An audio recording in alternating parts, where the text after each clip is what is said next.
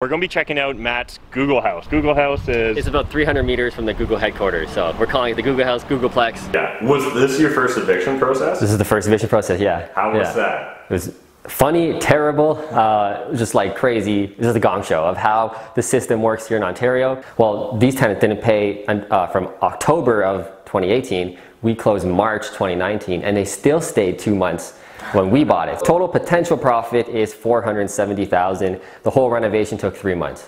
Wow.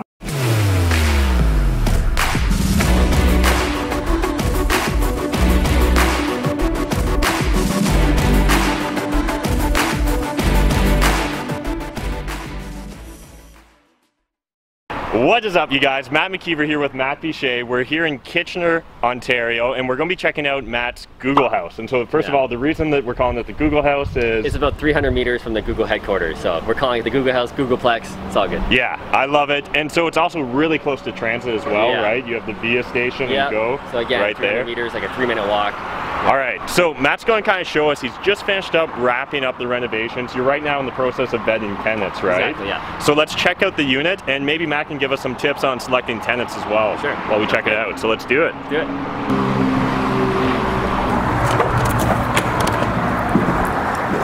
Come on in. This was a complete gut job, right? Yeah, so this is 3 townhomes and 1 detached home all on one lot. All of the properties look the exact same as this one, but they were pretty much complete gut jobs. The tenants in here were pretty much like the worst quality tenants you could think of.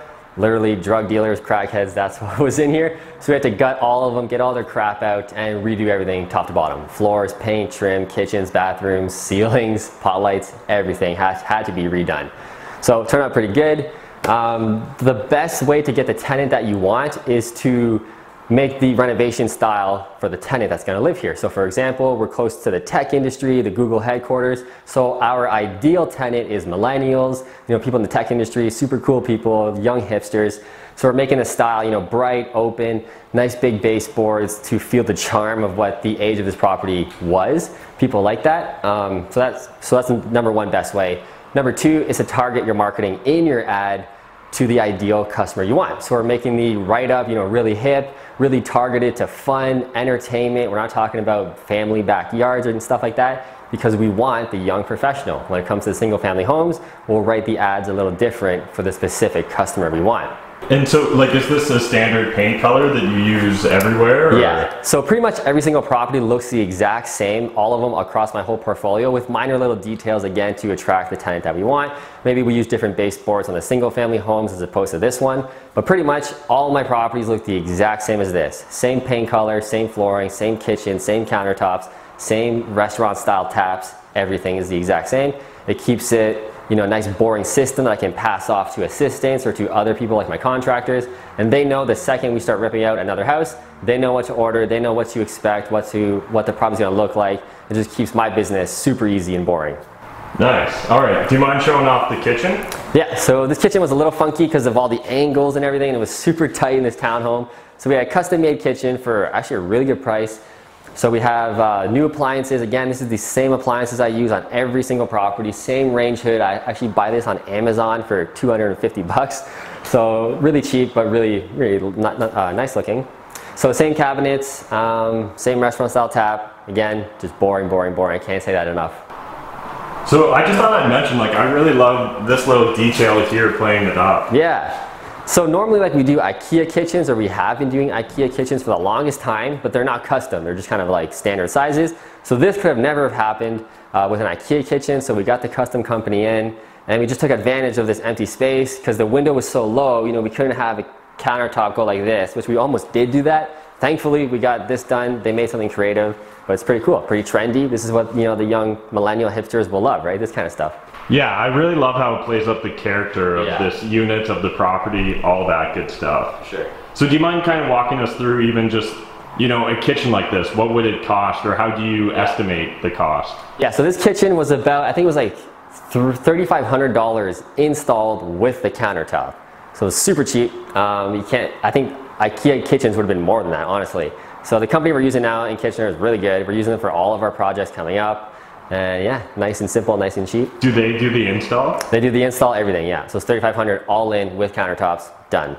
Nice. And so this is a pretty big project. Yeah. Do you have your own crew of guys that are working on it? Do you have a trusted contractor that you always use? Yeah. So a trusted contractor. We use them pretty much. I keep them busy all year long with all of our projects. You know, we have a couple more closing like every single month, so I'm keeping them busy all year. If not, you know, my clients are also closing on properties in the Kitchener-Waterloo region, so I'm passing them off to them. So what I always recommend is, if once you find a good contractor, which is really, really hard, keep them busy all year long. So they pretty much work for me almost exclusively, and it keeps it separate. I still keep them as a subcontractor. I've thought about, you know, hiring my own employees, but I don't really want to get into all of that. So it's a good solution, just keep them as a subcontractor, but they pretty much work for me, which is great. Awesome. Let's check out the upstairs. Yeah, for sure.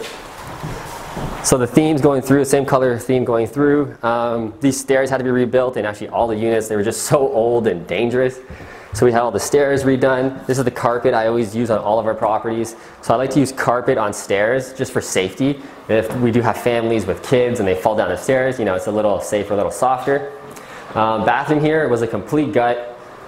Layout was actually, I can't remember the specific layout. Oh yeah, the tub was right here with the window, so we don't want, you know, a tub in the window just for water damage and water penetration. So we actually shifted the whole layout over here, tiled everything top to bottom. These hexagon tiles are my favorite for floors. We use these in all of our properties, and our bathrooms pretty much look the exact same. We got floating IKEA cabinet vanities, the same mirror. In this case we did pot lights, but we have the same vanity lights, just the system over and over again. Do you remember what would a bathroom like this set you back? This bathroom with the layout change and everything, it was probably around $5,000 to $6,000 for this whole bathroom, redone, tiled all the way up to the ceiling. Yeah. Then here we just took out all the doors, so the doors were all beat up. So new doors, new trim, new floors, new paint. It's just simple, easy stuff in these 3 bedrooms here. And we actually have a little loft up there. It's pretty cool, but just a nice open space. Looks the exact same as this. Cool. Awesome. Go. Yep. So out here we did actually a lot of work, which we didn't really plan to before. You know, this was just a mud hill with literally crap everywhere, mattresses, clothes. So we just planned on doing sod over it, but we really wanted that appraisal value and good quality tenants. And we're on a really nice street here. This street is actually a very historical street, and Kitchener has that whole designation. So we want to kind of restore it, make the other neighbors happy, which a lot of the neighbors came over during the renovation and totally thanked us, because this was literally, you know, a bad property on the street. So we decided to step it up. We got the armor stone all in the front here with all the river rocks, took away all the grass, and then also planted some plants, you know, some black mulch, just really tidied it up with all the paint we did on the front as well. This building was bright canary yellow, which is so random. So we moderned it up. We got the dark gray accents with the light gray. We're bringing it into 2019, right? So we pretty much changed everything, and I think it turned out really good. It was a good decision to do all of this. I think all of this landscaping was about $7,000 for this whole front, like super cheap, super easy. Rocks are very cheap. We just got the guy in to dump it. We just raked them around, and it just totally changed the whole property, right? So you really want to focus on curb appeal as well. When it comes to valuation, and especially for getting a high quality tenant, your tenants care what their house looks like. When they walk up to the house, they want to feel the warm and fuzzies. So we made it look really nice, and it's working out. We're getting good quality tenants coming in.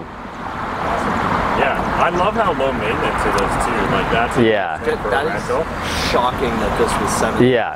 That's the other thing, is the maintenance. We don't want a landscaper coming here to, you know, cut the grass every month or every couple of weeks. So this is another reason why we went with the rocks, kind of like the Arizona look in Kitchener.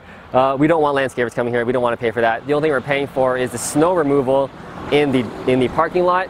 The tenants are still responsible for shoveling their stairway, their deck. They're still responsible for that. So it's a very, very low cost, and we're maximizing cash flow that way.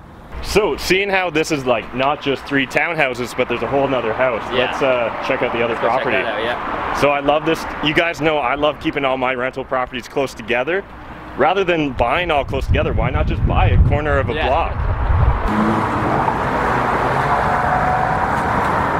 So we got our siding guys here today. Actually, they're just finishing up some siding, getting rid of all this, you know, old color here. We'll have to like, kind of duck under here. So in a couple days, the exterior is going to be totally cleaned up.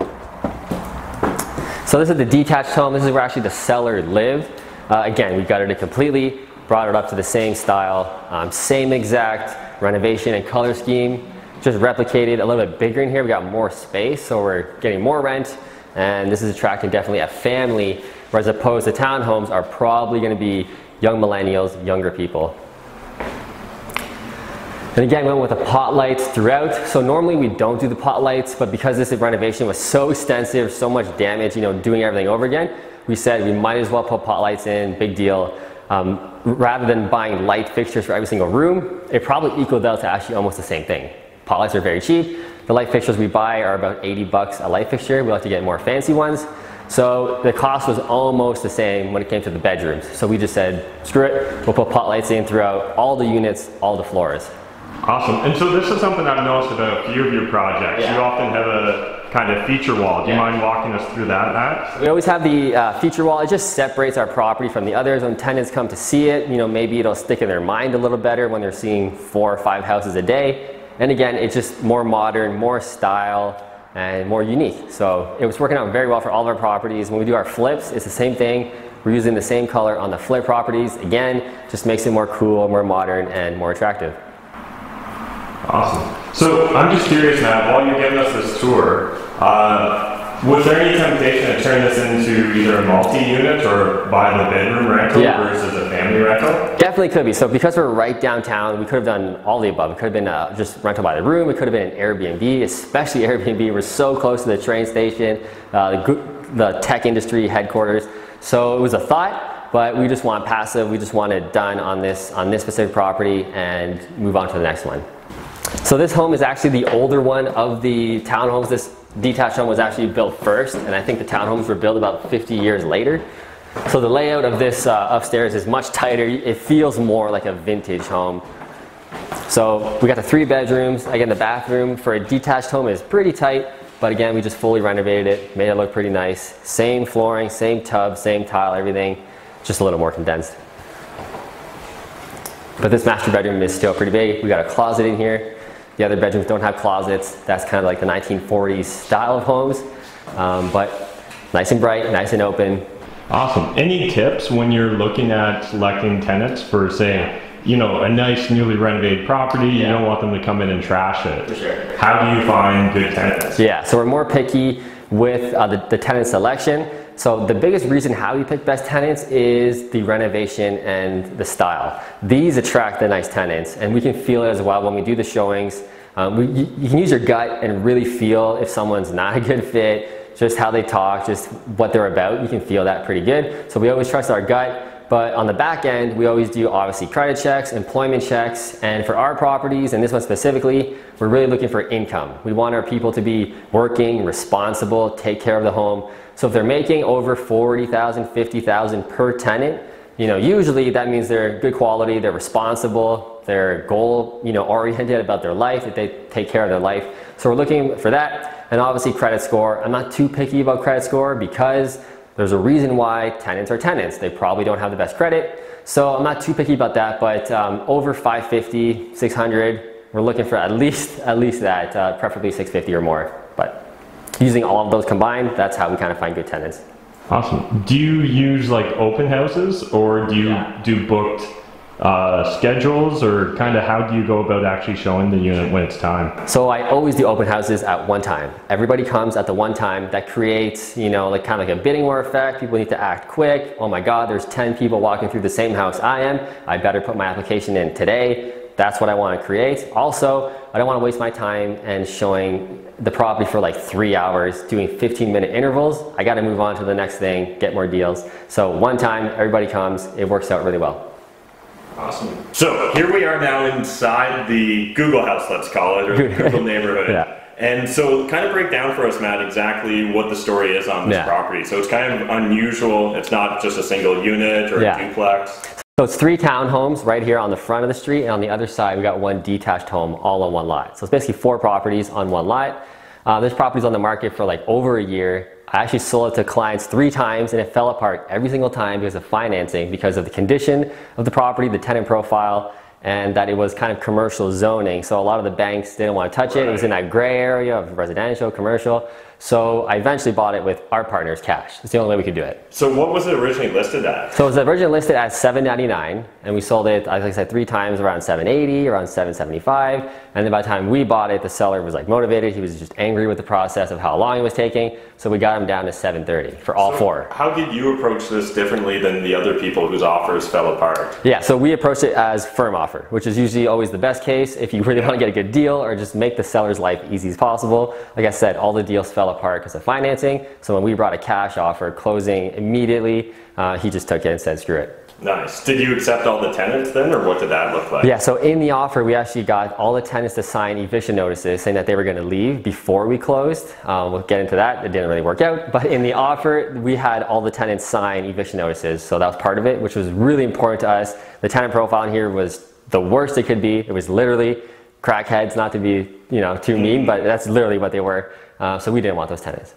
Yeah. So essentially, do you mind, let's kind of get into a bit of that story with the tenants. So originally, like a lot of us, when we're looking at buying, real estate deals, we're looking at value adds. Yeah. Often the reason there's a value add is because those tenants have kind of worn down the property. Sure. The landlord's kind of thrown their hands up in frustration. So how did you negotiate with the tenants? How did you get them to originally agree? And was that like an N9 or N11? N11. So we had the seller do that. So it was all up to the seller. I kind of coached the seller through it. And most of the seller's realtors how to do this. They had no idea what an N11 was or how to do this. So we just approached them. They paid them to leave, which is always the best way to do it. Keys, cash for keys. And then they got them to sign the N11s. That's all I cared about as the buyer. And then we dealt with it when we closed. But the seller actually lived in a detached home. So he left, obviously, no problem. And then one of the tenants actually left. They were decent. Actually, the ones in this unit right here, they were pretty decent. They left like they were supposed to. The other 2 did not leave. So we had to go through the whole eviction process. But thankfully, we had that N11, or else we would have been totally screwed. Yeah. Was this your first eviction process? This is the first eviction process, yeah. How was that? It was funny, terrible, just like crazy. This is the gong show of how the system works here in Ontario. Totally unfair. It literally took about 2 months, which is kind of fast, but because we had the N11s, if we didn't have those, it would have been, well, these tenants didn't pay from October of 2018. We closed March 2019, and they still stayed 2 months when we bought it. So it's totally broken, the system. Yeah. Okay, well, I appreciate you kind of breaking that down for us, because I know that's one of the big questions a lot of people have is, how do you get vacant possession? Any other tips or thoughts now that you kind of went through this once? How you would approach it differently? Or I think I approached it the exact same. Yeah, you can't do much in Ontario. Your hands kind of tied. Like when I help clients buy properties, or if we do buy more properties with tenants, now that we're moving to multifamily, getting those N11s before you close as part of the offer is super important. You're covering your butt. If you have those and they do stay like these tenants did, you just apply for the eviction. It's straightforward. They can't appeal it. It's straightforward. They sign the eviction notice. So super easy that way. Nice. Well, I'm sure we got the numbers here. People want us just to dive in. So do you mind run us through quick, and then we'll break it down line by line? Yeah, definitely. So we bought the property, all 4 for $730,000, but it was a total piece of crap. Maybe we can show some old videos from my past videos to see what it looked like. We put in $250,000 in renovations, and that's fixing all 4 units completely top to bottom, new electrical, new plumbing, everything you see here, brand new kitchens, all the new outside. So all 4 for $250,000. So all in, we're in for about $980,000. The property is now worth $1.45 million, possibly even $1.5 million, but we're going to be a little conservative with the refinance or throwing it on the market, which we can get into in a bit, which is probably what we might do. So total potential profit is $470,000. The whole renovation took 3 months. Wow, that's for all 4, man, to do it that fast. So let's first dive into renos. I'm sure people are going to want to hear more details on this. What did you originally set out with $250,000, or what was your original budget, and how did that evolve? Original budget was $180,000 to $200,000 in 2-month timeline, but we had a couple tenants stay past, so that slowed us down a little bit. And the electrical, it was mostly knob and tube, which we knew there was some knob and tube in just the light fixtures. Turned out there's knob and tube almost everywhere. So the electrical bill that was expected to be $20,000 was about $35,000. And then plumbing as well. We also changed bathroom layouts. It just didn't work with the old framing, the old style. So there's way more plumbing. Again, that bill was a lot more, but 250 for 4 houses completely flipped. I think we did a pretty good job. It's actually really impressive, kind of seeing the before and after. So obviously, when you're spending your money, where are you mainly focusing, other than the mechanicals of electrical and? So my favorite renovations are just the cosmetics. I'm kind of known as like the lipstick mascara guy. Got the accent walls, paint, floor trim, kitchens, new bathrooms, new tile on the floor. That's what I like to stick with. Moving walls and stuff, I don't really like to get into that, which we didn't do here at all.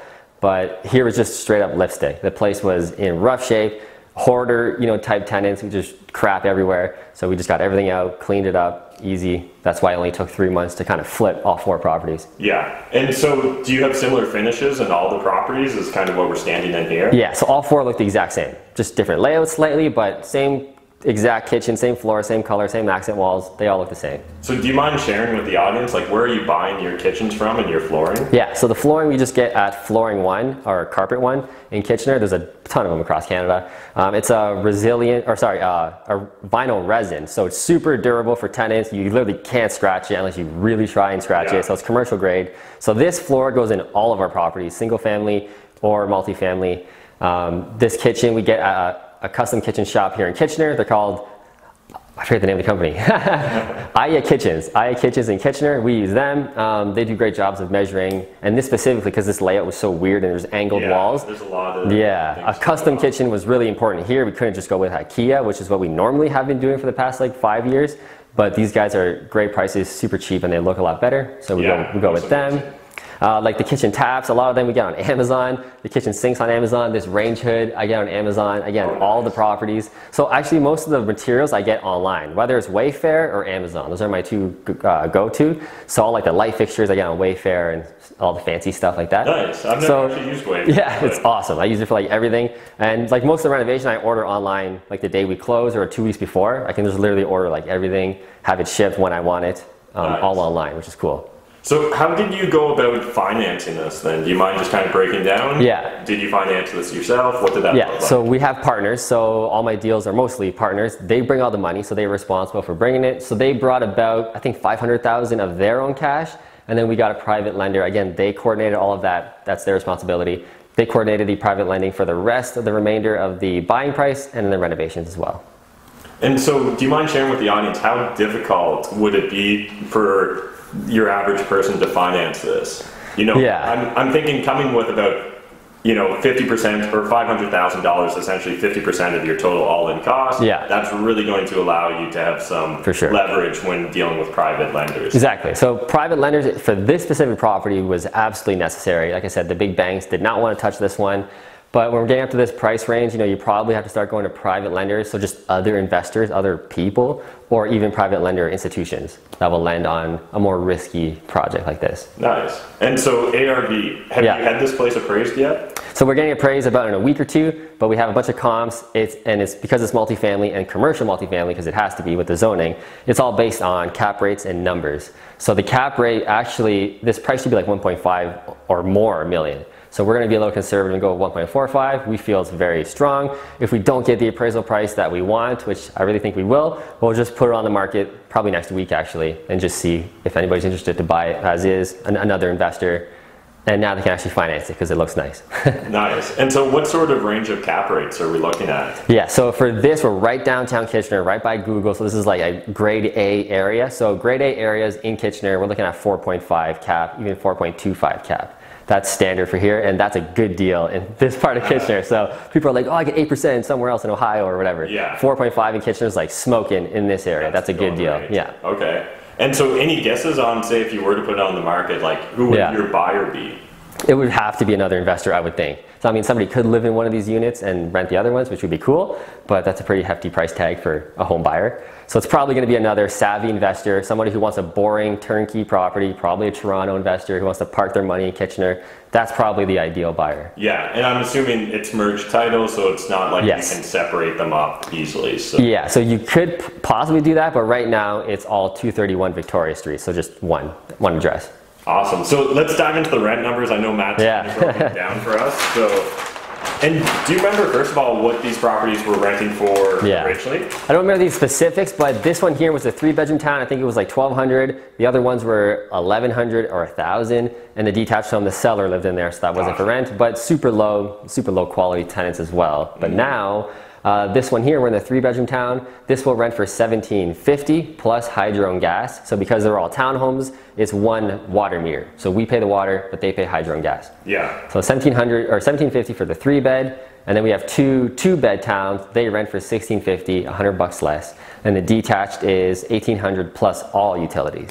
And so do you mind sharing with the audience, when you're figuring out what price to rent them out at, what resources or how are you determining what market rents are? So there's a great resource called padmapper.com. It'll kind of compile all of the rental listings in your city and give you like what's the average. But since I'm a real estate agent and investor, focused on investors, I know what the rates are. So you're better off working with other investors or asking your local realtor who specializes with investors what the going rates are. They'll know more than, PadMapper or stuff like that. They'll know the real rates. Awesome. And so right now, obviously we're staying in one unit that's vacant that you're currently renting out, but your expected cash flow is $1,000? Yeah, once it's all said and done, after the refinance too, and we get all the money back, it'll still be around $1,000 cash flow. If we get these rents, which we have one of these rented already, we just got the other 3 to fill, which we're working on right now. Nice, I love it. And so will you continue with this JV partner on future projects? Like how do you go about attracting a JV partner to something like this? So how I attract all my JV partners is online through YouTube like this, social media. That's how I get all my partners.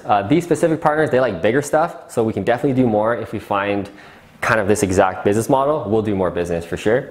But yeah, most of my partners just come from social media. Sweet. And so if people want to reach out or find you on social media, what's the best way? Definitely YouTube is #1. So type in the Fruitful Investor in YouTube. You'll find me there. I post a ton of videos there. Or just type in Matt Piche on Instagram or Google. You'll find me pretty much everywhere. Sweet. Thanks, Matt. Cool.